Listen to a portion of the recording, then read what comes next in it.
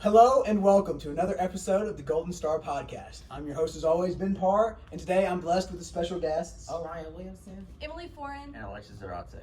And today we have the great privilege of introducing you to a book which I really love. It's called Number the Stars by Lois Lowry, and I'm going to have my friend Emily tell you a little bit more about it. It is told from the perspective of Anne-Marie. Her best friend Ellen was Jewish. When the Nazis came in to invade Denmark, they had to flee to Sweden.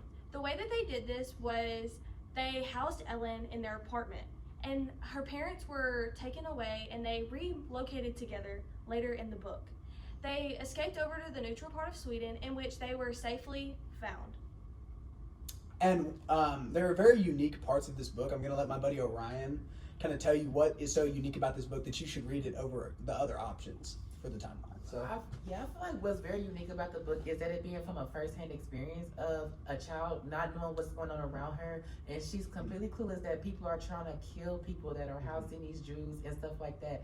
But I feel like as Anne-Marie, she was very brave, and she was a very great character to help her best friend Ellen to get better and get over what's going on, and then help her escape.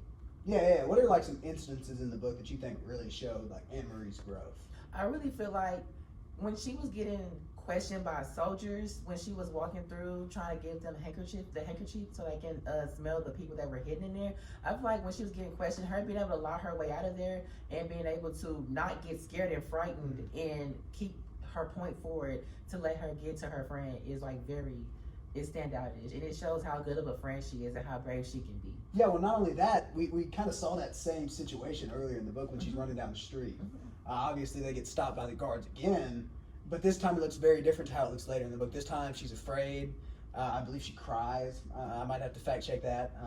But we see that she grows tremendously in her bravery over the course of the book. And Alexis, I'm kind of going to turn it to you here. I was just wondering if you had anything to add about other characters who really kind of stepped up throughout the novel.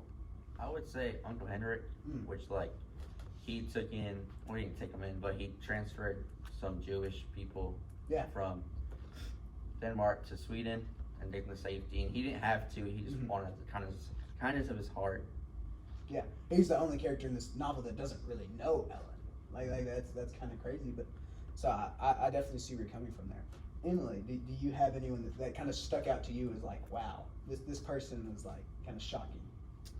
One of the people that was very prominent in the book was Lisa, the older sister to Anne-Marie. But the thing is that it referenced in the very beginning that she has passed away. And so throughout this whole book, she is not current, but they keep her story alive.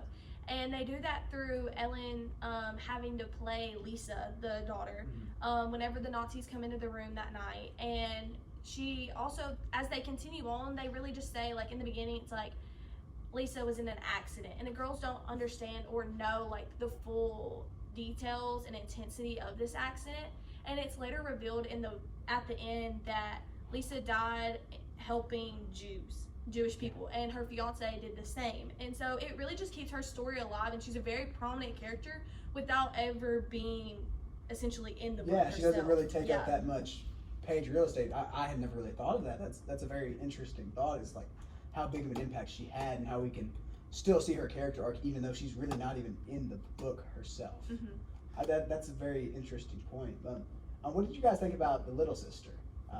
I noticed that she what are you nerds doing? I'm so sorry for the brief intermission there, but we're right back, and I was talking about Christy. Christy is the younger sister of Anne-Marie, and I thought her character development was kind of downplayed by the story, but actually very powerful when you think about it. Towards the start of the story, we see her as just a big crybaby, honestly, who was kind of a know-it-all, and if she knew something, she would tell you excitedly, which we've all been there, okay? I'm not knocking her.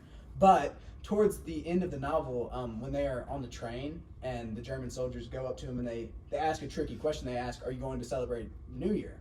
Obviously, it was the Jewish New Year at the time. And little Christy knew this, but she showed great development in holding her tongue and saying, what do you mean it's not the New Year? We're going because I have pretty black shoes. And I thought that was a kind of powerful moment that wasn't really spoken about You know what I'm saying? And I feel like there's other characters that meet that. I definitely think the mom, she was very like brave and courageous with the stuff that she did. She was definitely one of a standout character to me because being able to just think like she did and to be able to maneuver how she was, it was just like a big part of the story that helped it all unfold together. Yeah, I completely agree. Like the story talks about how it's so much easier to be brave when you don't know what's happening. But the mom was the one who really grasped all of this and who really stuck her neck out there. Her and Uncle Henrik, obviously. But that kind of leads me into another aspect of this story, the humanization that it provides. Like, you often see the number 6 million Jewish people killed, and you think, wow, that's a big number.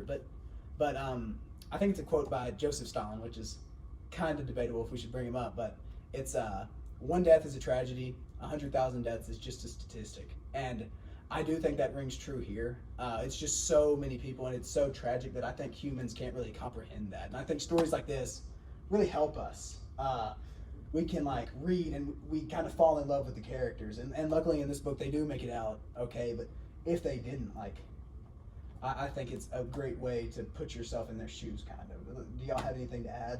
You can really relate to the humanization part of it and the fear whenever the Nazis come into the room that night, and Ellen has decided that she's going to pretend to be Lisa in a sense, and the young girls younger than us are in this room in their nightgowns. It's the middle of the night, and they're like feared because they can see the soldiers through the crack in the door, and just to think like they had to get back in bed and just hope that they didn't come in, but they had to think fast and yank the necklace off of Ellen and hide it. And that's just such bravery that like encouraged that I'm not sure that we would be able to portray. And that's something that if you really think about it and put that humanization factor into it, it really just makes it more relatable. And then that 6 million. 6 million turns into like one, 6 million times. And you it know really, how long that would take, and it just puts it into perspective, or helps to. Right. Well, I think that's all the time we have for this segment today, but we will catch you at Golden Star Trivia. Thank you and have a great day. Hello and welcome to the next portion of the Golden Star podcast. This is obviously the trivia section, sponsored by El Galero. Thank you for letting us come out here and use your facilities for this part of the show.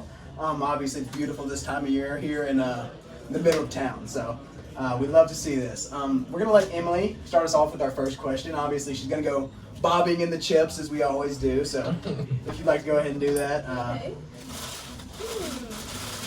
Okay. Now for the first question. Who was the bravest character in the novel? That's a good one. In 3, 2, 1. Alright. Got a bunch of different answers. Right. Alexis, let's start with you. Why'd you pick Uncle Hendrik? Okay, I put Uncle Hendrik because he had nothing involved with like the Jewish people, and he risked transporting them out of Denmark into Sweden, and he just risked his life and risked running soldiers really often with all the border things. Emily, why did you pick Ellen? I chose Ellen because she is the best friend, but she is one of the Jewish people, and it's very scary that you're being separated from your parents and you're going to your friend's house that you don't usually go to, and they're trying to come and get you and looking for you and your family, and you're trying to act as if someone who is dead, and that's pretty scary. Yeah, like obviously we saw she had to take her necklace off. That was obviously pretty scary, and she was the one that like they were after. So. Right.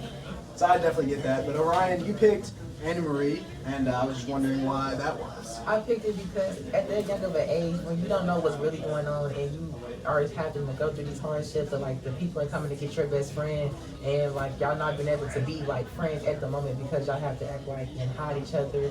I feel like she was very brave in what she did when she was just helping them get through the moment and escape and get away from the Nazis. Yeah, well, I mean that's a great point. But actually, I picked the mom, and for almost the exact opposite reason. I thought she was braver because, like as the novel said, the people who didn't know, it made it easier to be brave when you didn't necessarily know what was going on. It made it easier to lie and all that. And so I think the fact that the mom understood the gravity of the situation really makes her braver in this instance.